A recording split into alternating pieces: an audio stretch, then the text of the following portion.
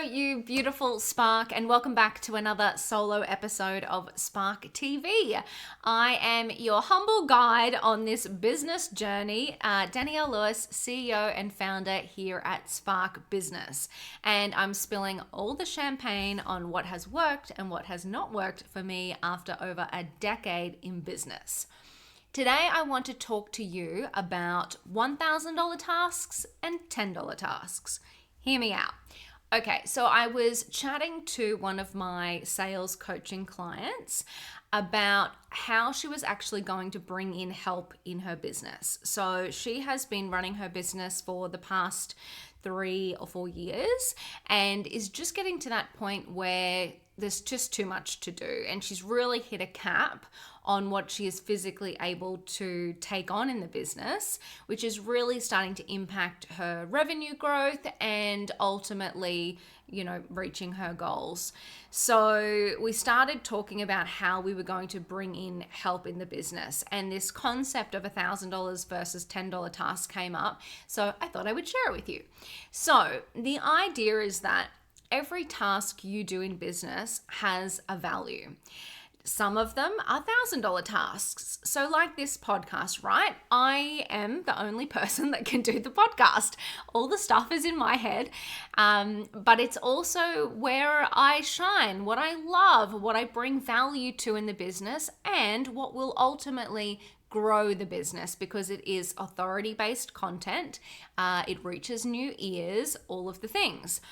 So that's $1,000 task. Then there are tasks that I bring zero value to, like editing this podcast, bookkeeping, data entry, web research, some level of cold email outreach. There are all of these tasks that it doesn't really matter if I do them or not. So they're what we call $10 tasks. Now, what I asked her to do, and what I would say if you're thinking about, holy crap, I have no time and I really need to bring help in, but I don't know where to start.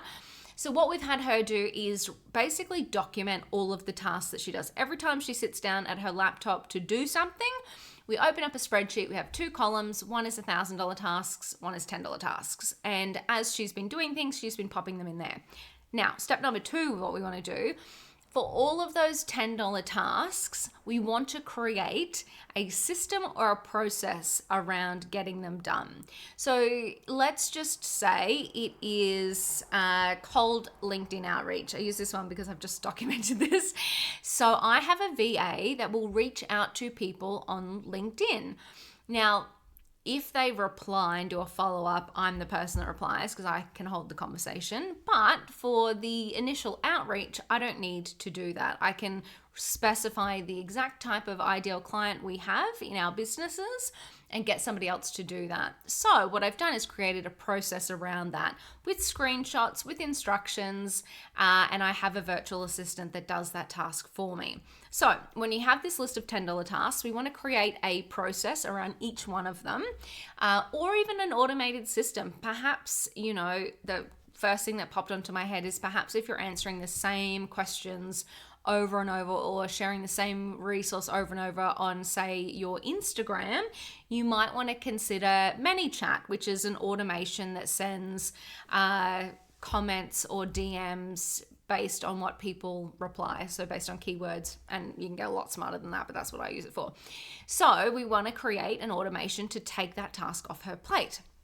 Now, when we're ready in our business to bring on external help, whether it be a virtual assistant, a freelancer, an agency, or whatever, we have all of the tasks identified that we want to take off her plate, and we have all of the processes ready to go. And now I like to dip the toes in the water, so I say just pick one thing. Start with one thing. So start with something that's easy, that's low risk, that's not going to cost you the earth. So then you can find a virtual assistant to do that task for you. It really starts to open up your eyes when you see somebody else follow your process and get it right, and the world didn't end. Your business still continued and you didn't have to do that task.